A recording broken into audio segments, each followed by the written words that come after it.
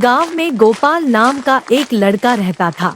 गोपाल अब शादी के लायक हो चुका था। फिर एक दिन, अरे बेटा, बड़ा हो गया है, शादी कब करेगा? माँ, बस अगले महीने। मैंने तेरे लिए बहू ढूंढ ली है। क्या सच? तूने तो मेरा दिल खुश कर दिया बेटा। ठीक है माँ, अब मैं काम पर जा रहा हूँ।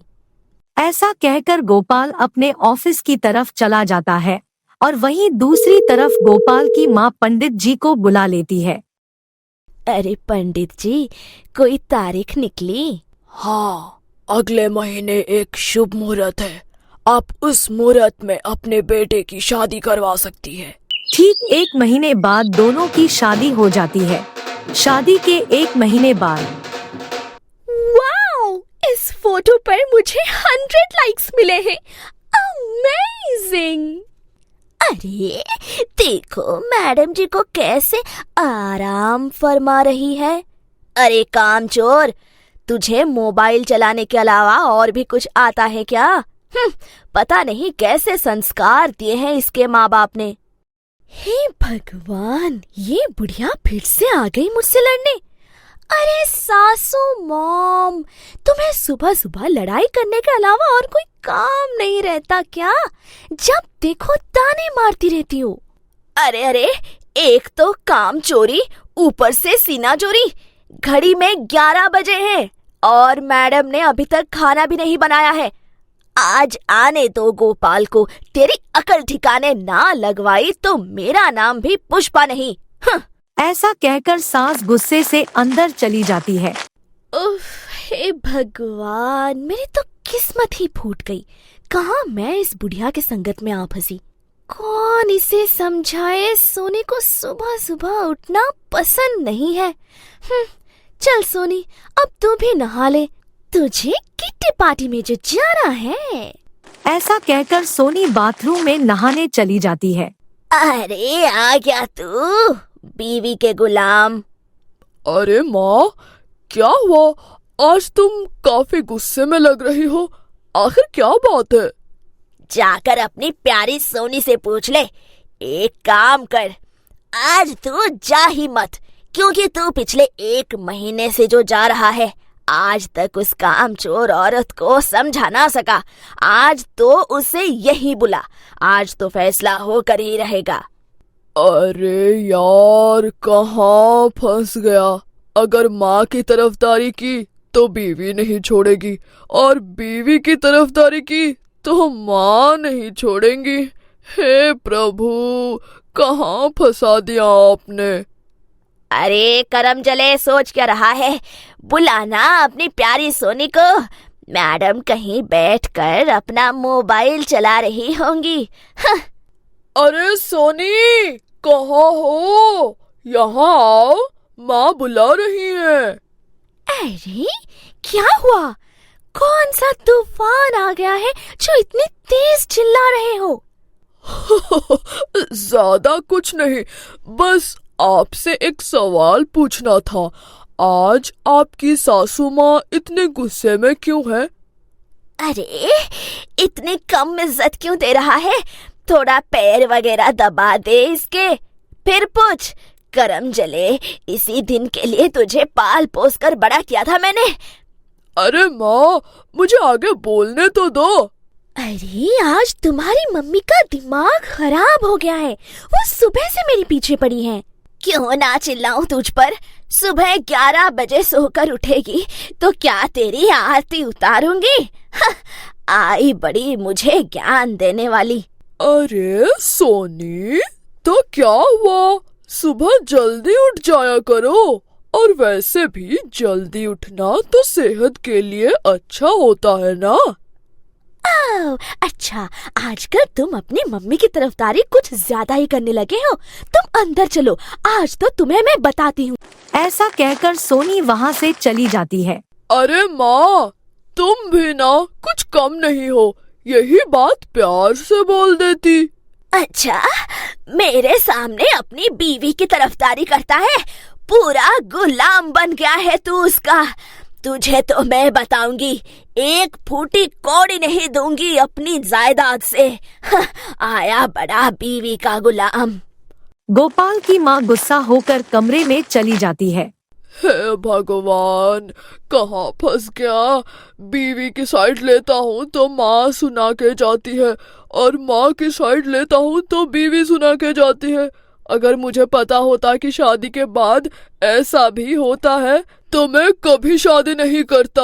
अब मुझे ही कुछ करना पड़ेगा, वरना ऐसे ही मैं रोज दोनों की लड़ाई में पिसता रहूंगा। गोपाल भी अपने कमरे सोने चला जाता है। बहुत दर्द हो रहा है, बचाओ, कोई तो बचाओ।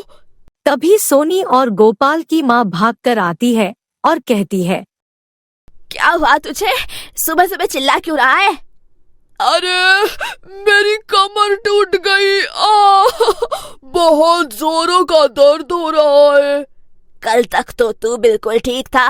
क्यों रे, तूने क्या किया है मेरे बेटे के साथ, बता। सासू मॉम, आप तो बस मुझसे लड़ने के बहाने ढूंढती रहती हो। सुबह सुबह से और कोई काम नहीं है क्या?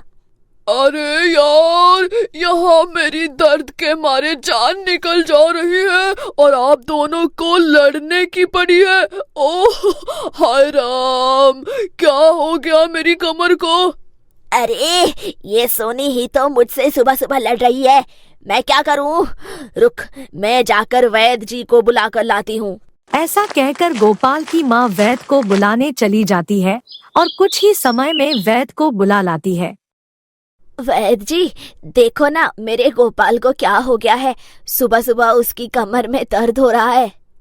हाँ, मैं देखता हूँ। तब तक तुम दोनों कमरे के बाहर चले जाओ। ठीक है वैद्य जी। अरे अब खड़ी क्यों है? तुझे सुनना ही नहीं दिया क्या वैद्य जी ने अभी क्या कहा? हाँ हाँ, मैंने सुन लिया। भगवान ने मुझे 2 कान दिए हैं सुनने के लिए। हाँ, आई बड़ी ज्ञान देने वाली। दोनों लड़ते झगड़ते कमरे के बाहर चले जाते हैं। कुछ समझ नहीं आ रहा है। वैद्य काफी देर तक गोपाल के शरीर को चेक करता है और पूरे 1 घंटे बाद कमरे से बाहर निकलता है। क्या हुआ वैद्य जी? हाँ बताइए ना वैद्य जी, इन्हें क्या हुआ है? अरे जब मैं पूछ ही रही हूँ तो तुझे बीच में टांग अड़ाने की क्या जरूरत है? क्यों, मैं नहीं पूछ सकती क्या? आखिर गोपाल मेरा पति है, ये पूछने का मेरा पूरा अधिकार है। देखो, अब इसे पति याद आ रहा है। कल तक तो तू मेरे बेटे को सबक सिखाने की बात कर रही थी। आई बड़ी अधिकार जमाने वाली। अरे तुम दोनों ऐसे लड़ो मत, मुझे बताने तो दो। हाँ हाँ वैद्य जी, आप बताइए। इसका तो काम ही है लड़ना। तुम्हारे बेटे को एक भयानक रोग हो गया है। इस रोग को हम बकवा कहते हैं। इस रोग में व्यक्ति की कमर खराब हो जाती है और साथ ही दिमाग ठीक तरीके से काम नहीं करता। अगर इस रोग का इलाज सही समय पर नहीं हुआ तो सामने वाले व्यक्ति की कमर हमेशा के लिए खराब हो जाती है और व्यक्ति पागल हो जाता है। नहीं नहीं, ऐसा नहीं हो सकता वैद्य जी। कोई तो उपाय होगा ना इस रोग से छुटकारा पाने के लिए? हाँ, इस रोग से छुटकारा पाने के लिए एक रामबाण उपाय है, लेकिन मुझे नहीं लगता आप में से कोई भी इस उपाय को कर पाएगा। अरे आप मुझे केवल उपाय बताइए, मैं अपने गोपाल के लिए कुछ भी कर सकती हूँ। ये लो, इस जड़ी बूटी का नाम मिली जुली है। इस रोग के लिए इससे बेहतर औषधि नहीं है। हाँ, लेकिन इस औषधि को खिलाने का एक नियम है। यदि नियम का पालन नहीं किया गया तो औषधि काम नहीं करेगी। कैसा नियम वैद्य जी जो हम नहीं कर सकते? जिस पहाड़ में ये औषधि मिलती है उस पहाड़ का नाम प्रेम पहाड़ है, जहाँ का हर प्राणी पेड़, जीव जंतु, मनुष्य आपस में मिलजुल कर रहता है। क्योंकि ये औषधि भी वही की है, तो इसलिए ये केवल उन्हीं लोगों के लिए है जो आपस में प्रेम से रहना पसंद करते हैं। लेकिन आप दोनों को देखकर ऐसा नहीं लगता कि आप दोनों प्रेम से रह सकते हैं। हमारे घर में सोनी की वजह से रोज लड़ाइयाँ होती है। मेरी ये बात ध्यान रहे, जब तक ये औषधि आपके घर में है तब तक घर में प्रेम आदर का भाव बना रहना चाहिए, वरना औषधि काम नहीं करेगी। और आप दोनों के पास समय बहुत ही कम है। यदि गोपाल का रोग बढ़ गया तो उसकी कमर को कोई नहीं ठीक कर पाएगा। नहीं नहीं वैद्य जी, ऐसा मत कहिए। मैं अब अपनी सासू माँ से कभी नहीं लड़ूंगी। हाँ वैद्य जी, मैं भी नहीं। ये 3 महीने की औषधि है। मैं 3 महीने के बाद फिर आऊंगा। और हाँ, मेरी बातों का याद रखना, इस औषधि के सामने कभी मत लड़ना, वरना ये तुरंत खराब हो जाएगी। हाँ वैद्य जी, हम समझ गए। हम मिलजुल कर आपस में रहेंगे और अपने गोपाल को ठीक कर देंगे। अच्छा, अब मैं चलता हूँ, मुझे कहीं और भी जाना है। ऐसा कहकर वैद्य वहाँ से चला जाता है। अरे सोनी बेटा, मुझे माफ कर दे, मेरी ही गलती हो गई। मैं बिना वजह के तुझे डांट देती हूँ। अरे नहीं माँ जी, मेरी भी गलती रहती है। मुझे आपसे ऐसे बात नहीं करनी चाहिए। आप भी मुझे माफ कर दीजिए। आज के बाद मैं आपसे जबान नहीं लौटाऊंगी। मेरी प्यारी बहू। उस दिन के बाद दोनों हंसी खुशी रहने लगते हैं। पूरे 3 महीने बीत चुके थे। इन 3 महीनों में दोनों के बीच में एक भी बार लड़ाई नहीं हुई थी। आखिर मेरी ये योजना ने तुम दोनों को सुधार दिया। कैसी योजना बेटा? मुझे कोई रोग नहीं हुआ था। तुम दोनों की लड़ाई बंद करने के लिए मैंने वैद्य जी से झूठ बुलवाया था। और ये कोई प्रेम की जड़ी बूटी नहीं है, ये तो ग्लूकोज का पानी है जो अभी तक आप मुझे पिला रही थी। तुम दोनों बात बात पर झगड़ा करने लग गई थी, इसलिए मुझे तुम दोनों से झूठ बोलना पड़ा। अब देखो तुम दोनों में कितना प्रेम है। हाँ बेटा, तू सही कह रहा है और तूने बिल्कुल सही किया। प्रेम और आदर से रहने में कितना मजा आता है। मेरे ख्याल से ये दुनिया की हर सास को अपनी बहू के साथ बेटियों जैसे व्यवहार करना चाहिए, क्योंकि आनंद उसी में है। हाँ माँ, और हर बहू को अपनी सास की कदर करनी चाहिए।